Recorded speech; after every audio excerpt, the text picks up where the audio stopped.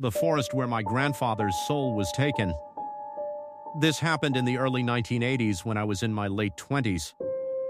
At the time, I was living in a small rural town in eastern Kentucky. My grandfather had passed away only a few days earlier, and my whole family was still grieving when an old man named Caleb Turner came to my house late one night. Caleb had worked for my grandfather for years. He looked shaken, more nervous than I had ever seen him. He sat down in my kitchen, looked me dead in the eyes, and said, "There's something you need to know about your grandfather before it's too late." Then he told me something I honestly thought was insane. He said years ago, when my grandmother became deathly ill, my grandfather had gone looking for help in places nobody should ever go. Apparently, there was this area deep in the woods outside town called Blackbriar Forest. Locals avoided it. According to Caleb, there was some kind of cult living deep inside those woods. People who practiced rituals, black magic, devil worship, whatever you want to call it. My grandfather had gone to them out of desperation. They cured my grandmother. But in return, they demanded one thing: his soul after death. I laughed when Caleb first said that. I told him that was impossible. Then Caleb said my grandfather confessed everything to him before he died and begged him to tell me. He said if no one stopped them, those people would take my grandfather's soul and use it in whatever ritual they had planned.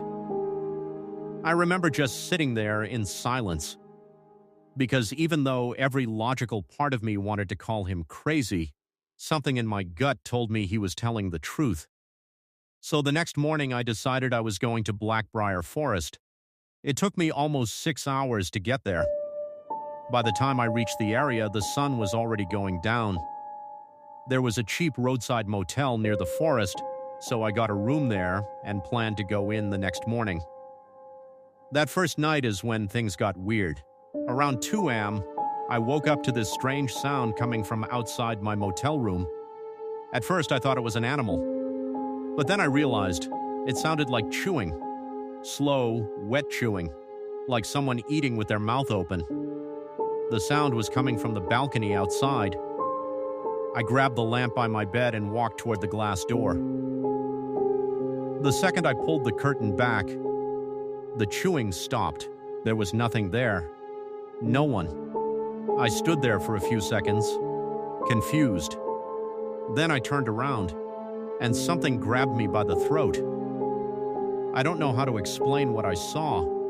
It looked like a person, but its skin was black and stretched tight over its face.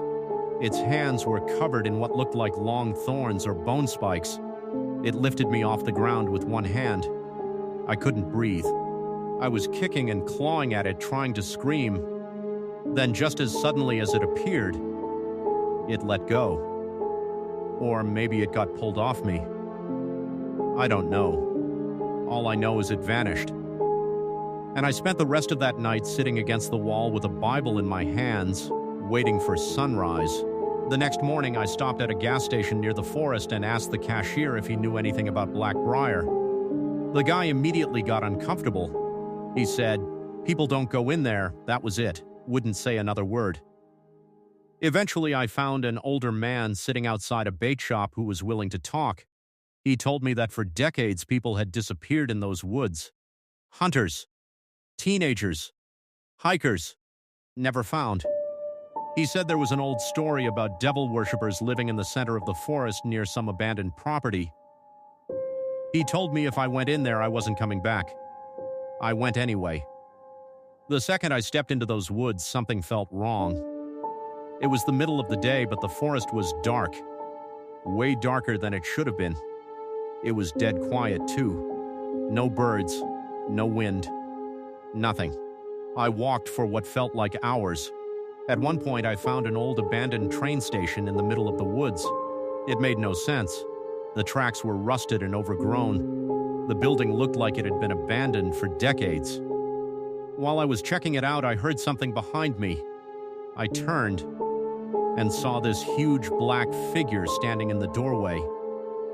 It had glowing eyes. Its mouth looked burned open. and it started moving toward me fast. I panicked and threw the bottle of holy water I had brought with me. The second it hit the thing, it screamed. Not like a person, like an animal being burned alive. Then it collapsed into the ground like smoke. At that point, I should have left.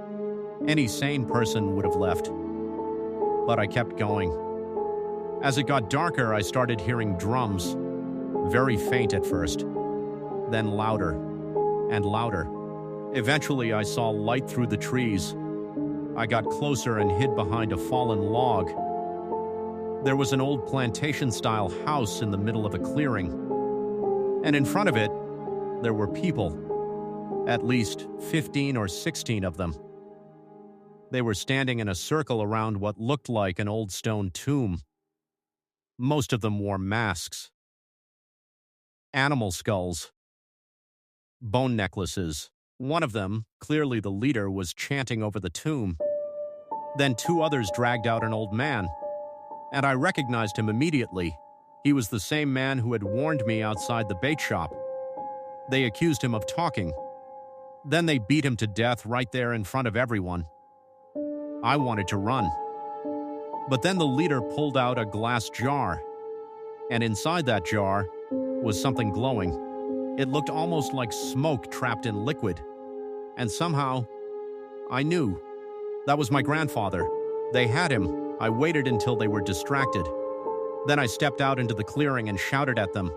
Every single one of them turned and stared at me. The leader smiled and said, "You came just in time." Then they started moving toward me. I pulled out my Bible and started reading scripture as loud as I could. The reaction was immediate. Several of them screamed. Some dropped to the ground. Others backed away like they were being burned.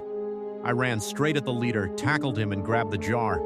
The second I touched it, every light around the clearing went out. Pitch black, people screaming, running. Something grabbed at my clothes. I ran without looking back. Branches tore at my face. I could hear footsteps behind me the whole time. Whispering too. Voices all around me in the dark, telling me to stop, promising I'd die tired if I kept running. I didn't stop. I didn't turn around. And eventually, I saw moonlight. I burst out of the forest and collapsed near my truck. The footsteps stopped right at the tree line. They didn't follow me out. The next day, I drove straight to my grandfather's grave. I buried the jar there myself. The moment I covered it with dirt, the wind picked up so hard it nearly knocked me over. Then everything went still, completely still. And for the first time since my grandfather died, the heaviness I'd been feeling was gone. I never went back to Blackbriar Forest. And I never will. But I still think about what I saw there. Sometimes when I'm driving late at night through wooded roads, I swear I hear drums in the distance. So if you ever find yourself near eastern Kentucky, and someone mentions Blackbriar Forest, take my advice. Don't ask questions. Don't go looking for it. Because some places aren't meant to be found. And some things in the woods should stay hungry.